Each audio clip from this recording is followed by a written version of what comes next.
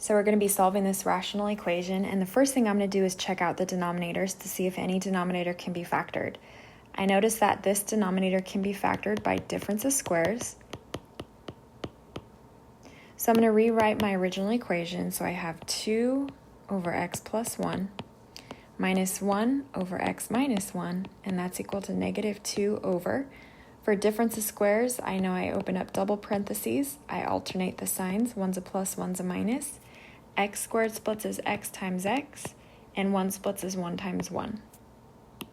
Next thing I need to do is find the least common denominator. So I take a look at the first denominator, so I know it has to have an x plus 1. Taking a look at the second denominator, it also has to have an x minus 1. And the third denominator has both the x plus 1 and the x minus 1, and because I already wrote that down, I don't need to repeat it. So there's my least common denominator. So what we're going to be doing is we're going to be multiplying this entire equation, the left-hand and the right-hand side, by the least common denominator.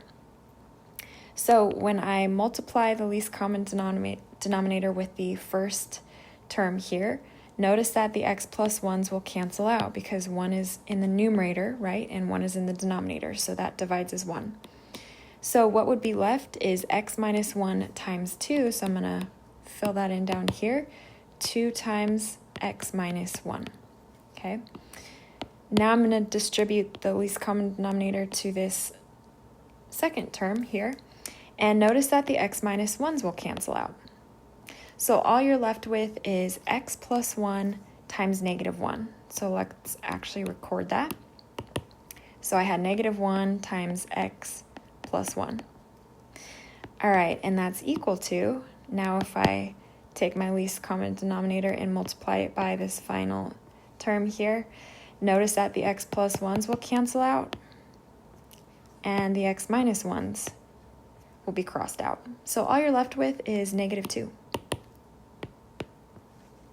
All right, so to continue to solve this, I do need to distribute the 2 to both terms. 2 times x is 2x. 2 times negative 1 is negative 2. Now I need to distribute the negative 1 to both terms. So negative 1 times x is negative x, and negative 1 times 1 is negative 1, and that is equal to negative 2. So I'm going to combine like terms. 2x minus x is just 1x. And then I have negative 2 minus 1 more, which is negative 3.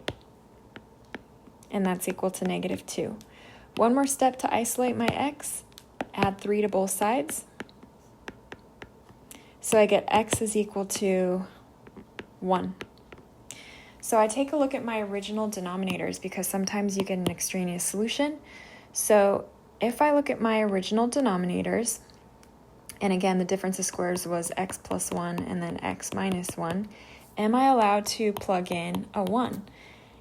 Well, if I plug in a 1 into the first denominator, this would be a value that I can actually divide.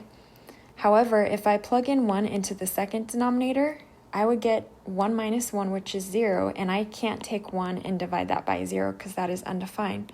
So in fact, x equals 1 is an extraneous solution. And so therefore my answer to this is that there's no solution.